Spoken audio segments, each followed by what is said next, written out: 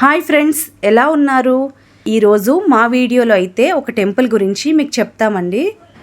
అదేంటి వాటర్ని చూపిస్తూ టెంపుల్ గురించి చెప్తామంటున్నారని అనుకుంటున్నారా?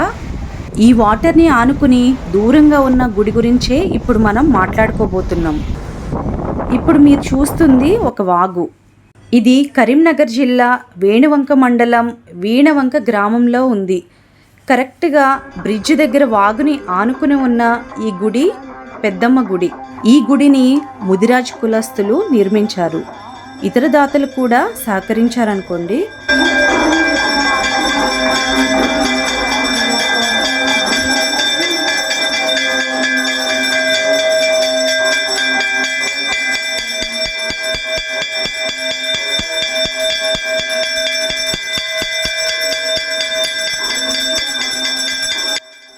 పసుపు వర్ణంతో దేదీప్యమానంగా వెలిగిపోతున్న ఆ అమ్మవారి దివ్యమంగళ స్వరూపాన్ని ఒక్కసారి చూడండి.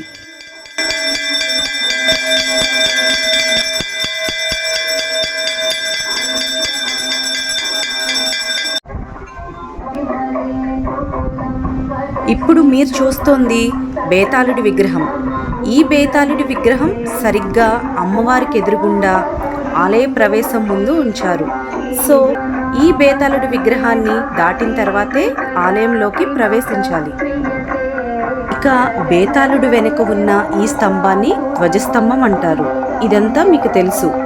ఈ ధ్వజస్తంభంతో పాటు ఇక్కడ ఆలయ ప్రాకారాలపై ఉన్న శిల్ప సంపద, గుడిలోని దేవతామూర్తుల విగ్రహాలు, అమ్మవారి విగ్రహంతో సహా అన్నీ ఏకశిల విగ్రహాలుగా చెప్తారు. శ్రావణమాస బోనాల కోసం అమ్మవారిని పసుపు కుంకుమలతో అలంకరించి ముదిరాజు ఆడపడుచులు హారతి ఇస్తుంటారు. ఇప్పుడు మీరు ఆ దృశ్యాలే చూస్తున్నారు.